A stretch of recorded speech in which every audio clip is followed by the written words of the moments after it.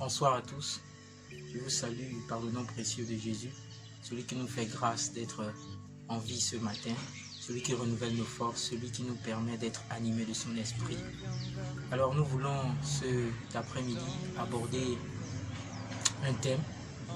Comme je le disais la dernière fois, il s'agit ici d'une plateforme intitulée Le pain quotidien. Et aujourd'hui, nous voulons aborder un thème, celui de portion de terre, la responsabilité de portion de terre que nous avons et que nous privilégions. Cette portion de terre renvoie à quoi? Déjà, nous sommes sur une planète que nous appelons Terre. Hormis le fait que nous soyons sur cette planète que nous appelons Terre, nous sommes faits de chair. Et cette partie charnelle-là, c'est la portion de terre dont il s'agit. Alors je veux nous inviter à réaliser combien de fois nous privilégions quelque chose qui n'aboutira à rien. Réalisez avec moi que le corps humain, cette chair que l'on privilégie tous les jours, en face d'un miroir, que l'on nourrit tous les jours, vous êtes rassurés avec moi, vous êtes convaincus avec moi que cette terre-là, que nous chérissons tous les jours, finira par s'arrêter à un bon moment. Nous maquillons cette terre, nous donnons tout, le privilège, nous donnons notre temps, nous faisons tout pour cette terre que nous portons sur nous. Pour rien en fait. Pourquoi? Parce qu'en fait, nous sommes en train d'investir pour quelque chose dont on connaît la fin. Un investissement, c'est parce qu'en fait, on veut obtenir quelque chose de plus, quelque chose de mieux. On veut faire au mieux de nos capacités pour réaliser quelque chose de grand, quelque chose de beau, quelque chose de nouveau. Mais imaginez-vous que cette terre que nous appelons chair, que nous transportons tous les jours, dont nous avons la responsabilité, nous lui donnons le privilège tout en sachant que cette terre va retourner à sa source demain après-demain, va retourner à sa source dans un moment de notre vie. Cessons de privilégier les choses de ce monde. Cette terre, cette chair, elle pourrit. Cette chair, nous savons où elle va terminer. Tout ce temps que nous savons qu'elle finira quelques mètres sous terre. Mais nous investissons pour elle. Pourquoi? Pour quel but? Cela sert à quoi de tout investir pour cette chair et qu'après, elle finit par être enterrée? Je veux attirer notre attention pour qu'on réalise combien de fois il faut qu'on puisse fixer notre objectif, notre regard vers ce qui est important. Jésus a donné sa vie pour nous. Jésus s'est donné pour nous.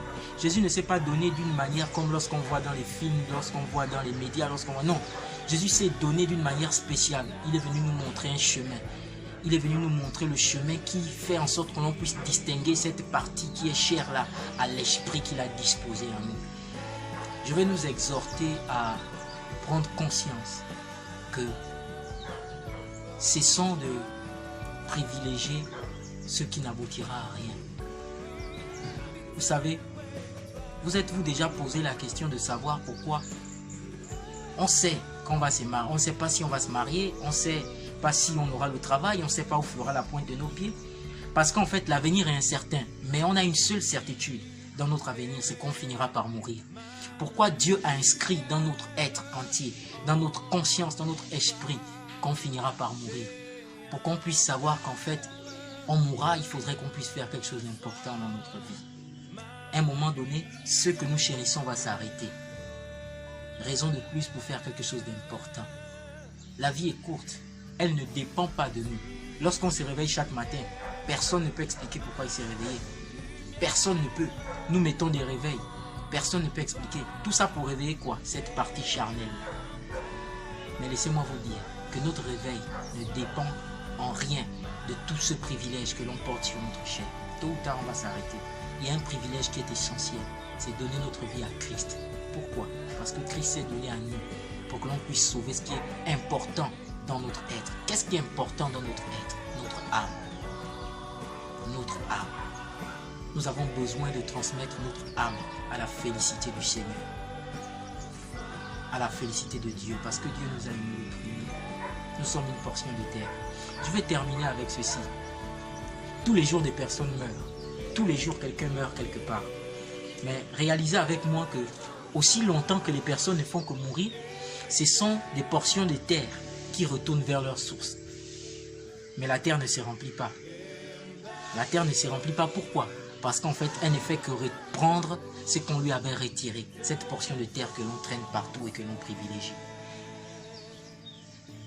Je vous exhorte, par le nom puissant de Jésus, de vous attacher fermement à ce qui est essentiel. Et ce qui est essentiel, c'est Christ. Ce qui est essentiel, c'est Christ. Privilégiez ce qui vous donne la paix, l'amour, la fidélité, la bonté, la grâce.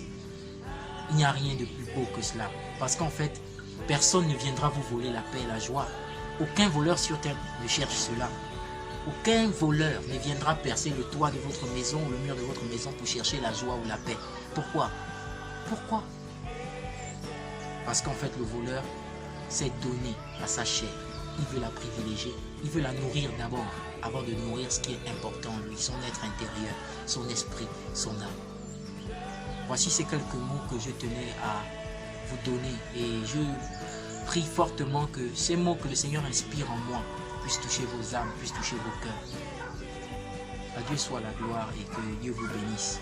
Merci.